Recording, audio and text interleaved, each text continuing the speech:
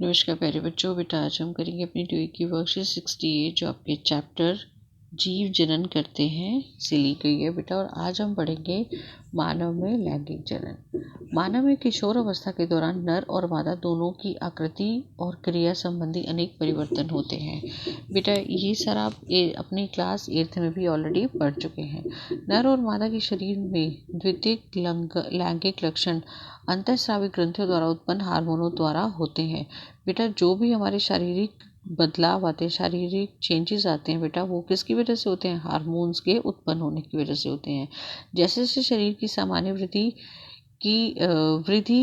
दर धीमी होनी शुरू होती है, जनन ऊतक परिपक्व होना आरंभ कर देते हैं और किशोर अवस्था की इस अवधि को यौवनारंभ कहते हैं। बेटा जिस एज में, ठीक है, जो जनन ऊतक जो होते हैं वो परिपक्व होना प्रारंभ कर देते हैं और जो भी चेंजेस आते हैं बेटा किशोर अवस्था की, उस एज को हम क्या कहते हैं? यौवनारंभ। नर और मादा युग्मक जननांगों में उत्पन्न होते हैं। बेटा नर और मादा युग्मक कहाँ पे उत्पन्न होते हैं? जननांगों में। वृषण जो होते हैं वह नर जननांग है और अंडाणु जो है वो मादा जननांग है में उत्पन्न होते हैं। नर के जनन काल के दौरान नर का जनन काल बेटा जीवन भर रहता है, जिसमें शुक्राणु या नर युग्मक उत्पन्न होते हैं, ठीक है। और मादा या लड़कियों में रजोदर्शन से मादा युग्मक अंडाणु की उत्पत्ति का संकेत मिलता है, ठीक है। यह जब मादा में कितने वर्ष तक रहता है बेटा? 45 से 50 वर्ष तक की आयु में तक ही रहता है, ठीक है। तक रहता है, मतलब मादा 40 से 50 वर्ष तक की आयु में ही अंडाणु जो है वो उत्पन्न करती है, ठीक है। इस अवस्था में रजो धर्म रुक जाता है और इसके बाद बेटा रजो धर्म रुक जाता है और उस स्थिति को क्या कहते हैं? रजो निर्वृति। अब देखिए बेटा नर जनन तंत्र। नर जनन तंत्र में आते हैं नर जनन कोशिका उत्पादित करने वाले अंग एवं जनन कोशिका को निषेचन के स्थान तक पहुंचाने वाले अंग संयुक्त रूप से नर जनन तंत्र बनाते हैं। बेटा नर जनन तंत्र मतलब जो भी युग्मक उत्पन्न करते हैं वो और कोशिका को निषेचन करने के लिए जितने भी अंग उपस्थित होते हैं वो सब मिलकर क्या बनाते हैं? नर जनन तंत्र, ठीक है। नर जनन कोशिका अथवा शुक्राणु का निर्माण कहाँ पे होता है बेटा? वृषण में। ये देखिए बच्चे, मैं आपको ये देखिए, ठीक है, ये है नर जनन तंत्र, ये है आपका बेटा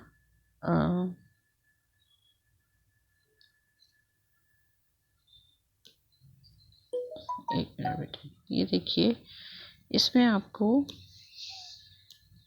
नर जनन कोशिका अथवा शुक्राणु का निर्माण वृषण में होता है। बेटा ये वृषण है, यहाँ पे आपके जो नर जनन कोशिका जिसको हम शुक्राणु कहते हैं उसका निर्माण होता है। यह उदर गुहा के बाहर वृषण कोश में उपस्थित होते हैं। इसका कारण यह होता है कि शुक्राणु के उत्पादन के लिए आवश्यक शारीरिक ताप से 2 डिग्री ताप कम चाहिए होता है बेटा। इस वजह से यह बाहर की तरफ उपस्थित होते हैं, बाह्य कोश में उपस्थित होते हैं ये, ठीक है। नेक्स्ट देखिए बेटा शुक्राणु उत्पादन के नियंत्रण में अतिरिक्त टेस्टोस्टेरोन लड़कों में यौवनावस्था के लक्षणों को भी नियंत्रित करता है, ठीक है। जो टेस्टोस्टेरोन हार्मोन होता है बेटा वो जो यौवनावस्था आरंभ होने के जो लक्षण होते हैं बेटा उनको भी नियंत्रित करता है, ठीक है। उत्पादित शुक्राणु का मोचन शुक्र वाहिकाओं द्वारा होता है और यह शुक्र वाहिकाएं मूत्राशय से आने वाली नली से जुड़कर संयुक्त नली बनाती हैं। बेटा जितनी भी ये शुक्राणुओं का जो मोचन होता है, ठीक है, शुक्र वाहिकाओं द्वारा होता है और यह शुक्र वाहिकाएं मूत्राशय से आने वाली नली से क्या होती हैं? जुड़कर, मतलब संयुक्त नली बनाती हैं। मूत्र मार्ग शुक्राणु एवं मूत्र दोनों का प्रवाह करते हैं, ठीक है। प्रोस्टेट और शुक्राशय अपने अंतःस्राव शुक्र वाहिका में डालते हैं जिससे यह एक तरल माध्यम में आ जाता है, ठीक है। बेटा ये जो प्रोस्टेट ग्लैंड होती है और शुक्राशय होते हैं, ठीक है, यह लिक्विड प्रोवाइड करते हैं, ठीक है, द्रव्य अवस्था में, और यह न्यूट्रिशन भी प्रोवाइड करते हैं। ठीक है। तो ये जो इनसे प्राप्त होने वाले दोनों स्राव जो होते हैं बेटा, वो कहाँ पे आ जाते हैं, वो शुक्र वाहिका में आ जाते हैं। इसके कारण इनका स्थानांतरण सरलता से होता है। साथ ही यह स्राव उन्हें पोषण भी प्रदान करते हैं। जैसे मैंने आपको बताया कि यह जो भी इनसे स्राव आता है वह क्या प्रदान करता है, पोषण भी प्रदान करता है। किसको, शुक्राणु को। शुक्राणु सूक्ष्म संरचनाएं होती हैं जिसमें मुख्यतः अनुवांशिक पदार्थ होते हैं तथा एक लंबी पूंछ होती है। यह मादा जनन कोशिका की ओर तैरने में सहायता करती है। ठीक है। नेक्स्ट देखिए बच्चे, मादा जनन तंत्र। मादा जनन तंत्र में देखिए, ये आपको मादा जनन तंत्र दिखा रखा है बेटा। मादा जनन तंत्र कोशिकाओं अथवा अंड कोशिकाओं का निर्माण अंडाशय में होता है। ये हार्मोन जैसे एस्ट्रोजन एवं प्रोजेस्टेरोन की उत्पत्ति करते हैं। लड़की के जन्म के समय में अंडाशय में हजारों अपरिपक्व अंड होते हैं।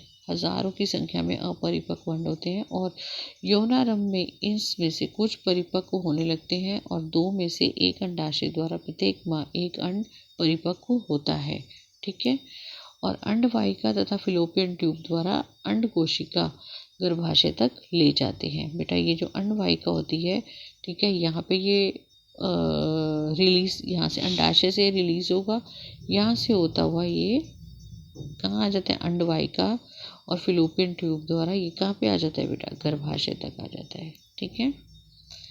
और दोनों अंडवाहिकाएं संयुक्त होकर एक लचीली थैलीनुमा संरचना का निर्माण करती हैं, जिसे क्या कहते हैं, गर्भाशय कहते हैं।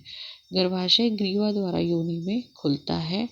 ठीक है। और शुक्राणु योनि मार्ग में स्थापित होते हैं, जहां से ऊपर की ओर यात्रा करके वह अंडवाहिका तक पहुंचते हैं और अंडकोशिका से मिलते हैं।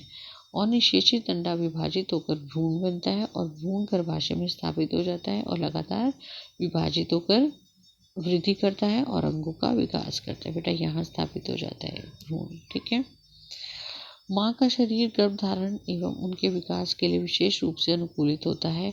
अतः गर्भाशय प्रत्येक माँ भ्रूण को ग्रहण करने एवं उसके पोषण की तैयारी हेतु उसकी आंतरिक परत मोटी हो जाती है।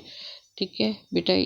जैसे ही यहाँ पे निषेचन होता है, ये पूरी परत जो होती है ये क्या हो जाती है, मोटी हो जाती है और भ्रूण के पोषण हेतु रुधिर प्रवाह भी यहाँ पे बढ़ जाता है। भ्रूण को माँ के रुधिर से ही पोषण मिलता है और इसके लिए एक विशेष संरचना होती है जिसे हम क्या कहते हैं, प्लेसेंटा, जो माँ और भ्रूण दोनों को आपस में क्या करके रखता है, जोड़ के रखता है। ठीक है बेटा। और उसके बाद देखिए, यह एक दस्तरी, प्लेसेंटा क्या होता है बेटा, एक दस्तरी नुमा संरचना होती है जो गर्भाशय की भित्ति में धसी हुई होती है। इसमें भ्रूण की ओर ऊतक में प्रवर्ध होता है। माँ के ऊतक में रिक्त स्थान होते हैं जो प्रवर्ध को आच्छादित करते हैं। यह माँ से भ्रूण को ग्लूकोज, ऑक्सीजन और अन्य पदार्थ स्थानांतरित करने हेतु एवं बृहद क्षेत्र प्रदान करता है। ये बेटा प्लेसेंटा का फंक्शन है। ठीक है। ये सब कुछ माँ से प्राप्त होने वाले सभी ग्लूकोज, प्रोटीन, सभी पोषक तत्व भ्रूण को प्रोवाइड होते हैं बेटा, किसके द्वारा, प्लेसेंटा के द्वारा। और जो भी वेस्ट मटेरियल भ्रूण के बनता है बेटा, वह प्लेसेंटा के थ्रू ही माँ के शरीर में स्थानांतरित होता है। विकासशील भ्रूण द्वारा अपशिष्ट पदार्थ उत्पन्न होते हैं जिसका निपटान भी प्लेसेंटा के माध्यम से माँ के रुधिर में स्थानांतरण द्वारा होता है। ठीक है बेटे, ये थी वर्कशीट। चलिए प्रैक्टिस क्वेश्चन देख लेते हैं। फर्स्ट क्वेश्चन है, आपको इनके द्वारा किए गए कार्य बताने हैं बेटा। वृषण का क्या कार्य होता है, वृषण जो है वो नर जनन कोशिका में शुक्राणुओं का निर्माण करता है। तो आप इसका आंसर यहाँ से बता सकते हैं। ये देखिए, वृषण जो है शुक्राणु का निर्माण करता है। फर्स्ट क्वेश्चन का फर्स्ट पार्ट का आंसर बेटा। ठीक है। सेकंड देखिए, शुक्रवाहिकाएं जो है बेटा, शुक्रवाहिकाएं उत्पादित शुक्राणु का मोचन शुक्रवाहिकाओं द्वारा होता है। तो आप ये यहाँ से करिए, उत्पादित शुक्राणु का मोचन शुक्रवाहिकाएं द्वारा होता है। ये इसका फर्स्ट का बी, ये था आपका फर्स्ट का बेटा ए। अंडाशय में बेटा ये देखिए अंडाशय में आप क्या लिखेंगे, एक मिनट, अंडाशय में आप लिखिए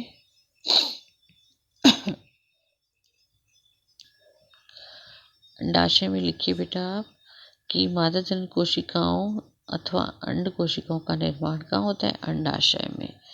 नेक्स्ट देखिए बेटा, नेक्स्ट क्वेश्चन है अंडवाहिका। अंडवाहिका में भी बेटा आप लिखेंगे अंडवाहिका और फ्लोपियन ट्यूब द्वारा अंड कोशिका गर्भाशय तक ले जाते हैं, ठीक है। और अंडवाहिका में बेटा आप ये भी लिखेंगे कि परिपक्व अंड अथवा शुक्राणु का जो संलयन होता है, ठीक है, वो भी कहाँ होता है, अंडवाहिका में ही होता है, ठीक है।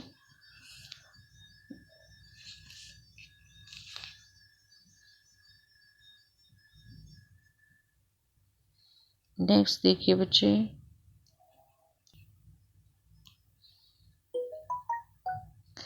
नेक्स्ट है गर्भाशय। गर्भाशय का बेटा क्या फंक्शन होता है, जो आपका निषेचित अंडा विभाजित होकर भ्रूण बनता है और भ्रूण गर्भाशय में स्थापित हो जाता है, जो विभाजित होकर अंगों का विकास करता है, ठीक है। नेक्स्ट देखिए बेटा, नेक्स्ट है आपका प्लेसेंटा। प्लेसेंटा जो है वो एक तश्तरी नुमा आकार की संरचना है, तो आप यहाँ से ये सारा लिखेंगे, ठीक है। ये आपका किसका आंसर है, प्लेसेंटा का, ओके। नेक्स्ट क्वेश्चन देखिए बेटा, वृषण उदर गुहा के बाहर क्यों स्थित होता है बेटा। वृषण जो होता है वो उदर गुहा के बाहर इसलिए उपस्थित होता है क्योंकि वहाँ पे शुक्राणुओं का जो निर्माण होता है बेटा, और शुक्राणुओं के निर्माण में जो है ये आप इसका आंसर लिख देंगे, क्योंकि उसके लिए शरीर का तापमान 2 डिग्री कम चाहिए होता है, ठीक है। नेक्स्ट क्वेश्चन है, भ्रूण के रोपण के बाद गर्भाशय में क्या परिवर्तन दिखाई देते हैं, ठीक है बेटा। भ्रूण के रोपण के बाद गर्भाशय में जो परिवर्तन दिखाई देते हैं वो आप यहाँ से लिख सकते हैं, एक मिनट, ये देखिए बेटा, निषेचित अंडा जो है विभाजित, ये आप लिखेंगे, ठीक है।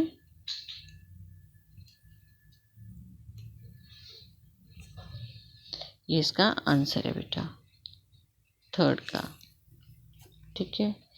फोर्थ क्वेश्चन देखिए बच्चे, मादा जनन तंत्र के उस अंग का नाम लिखिए जहाँ निषेचन होता है।